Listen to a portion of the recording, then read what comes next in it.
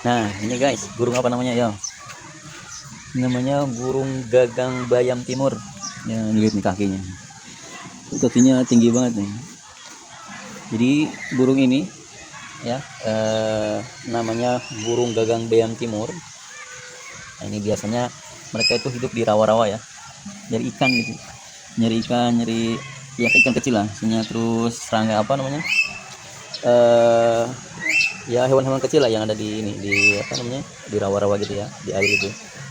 Ini ciri khasnya itu, kakinya lihat nih, panjang banget ya. Nah ini itu eh, hewan itu yang dia itu diimigrasi dari Australia, kemudian nanti ke Indonesia gitu ya.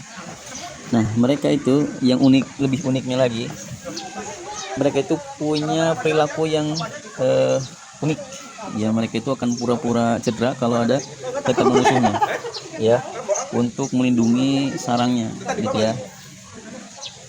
Jadi pura-pura cedera, pura-pura ini untuk melindungi sarangnya. Nah dia juga punya paruh yang sangat panjang tuh.